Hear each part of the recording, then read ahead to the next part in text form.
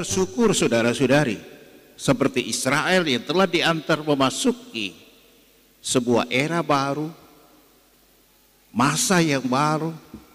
Itulah era dan masa pendudukan wilayah dan tanah serta negeri yang dijanjikan Tuhan. Begitulah kita semua juga dihantar oleh tangan kasih Tuhan memasuki 2023 ini. Maka saya katakan kita harus bersyukur saudara-saudari.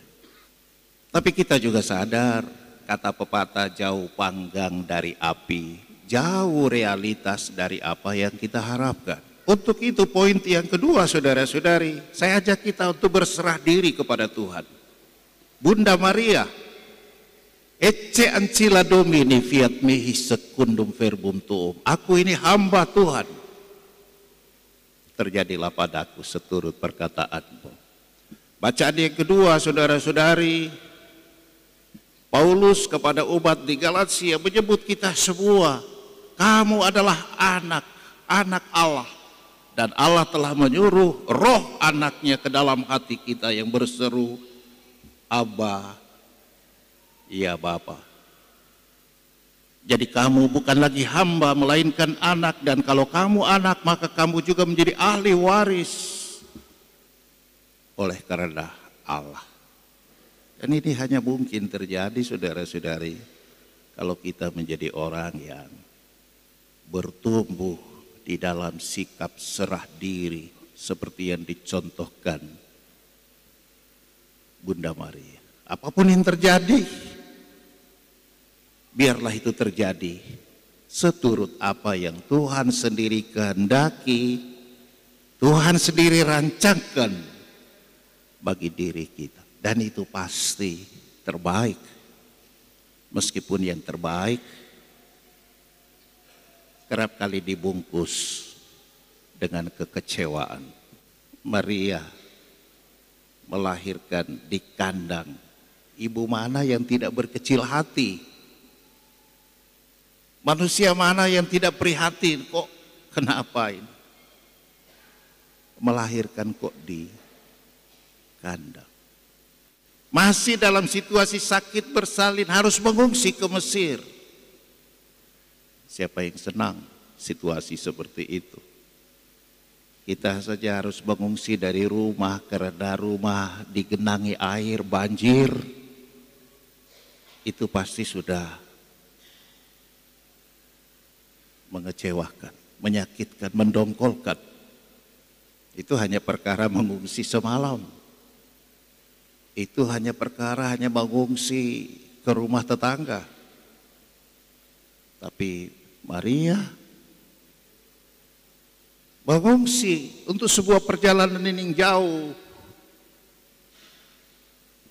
dari Bethlehem, Yerusalem menuju ke Mesir. Anda bisa lihat, buka-buka di Google berapa ratus kilometer.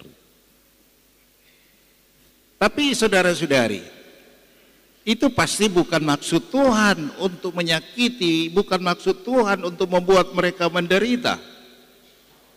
Bukan maksud Tuhan untuk membuat mereka hidup di dalam tekanan permasalahan.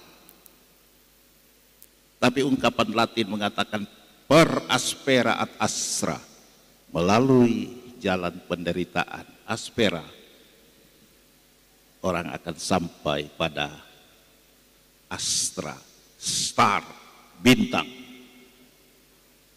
Nah, itulah orang beriman.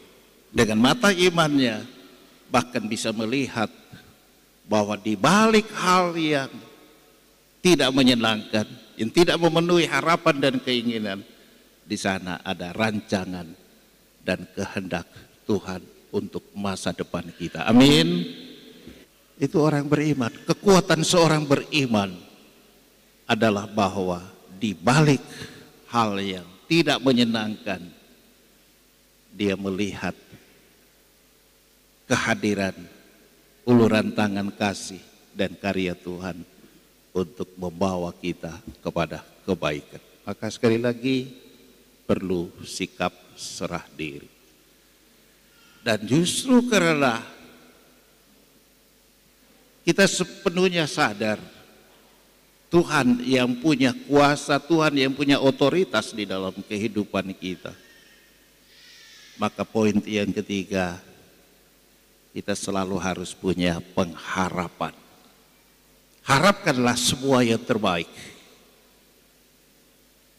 Harapkanlah semua yang baik-baik, yang indah-indah. Pengharapan itu memberi sebuah energi. Pengharapan itu memberi sebuah spirit. Pengharapan itu juga yang akan selalu membangkitkan juga suasana atmosfer batin yang sukacita. Santo Paulus, orang yang juga begitu optimis di dalam tugas kerasulannya.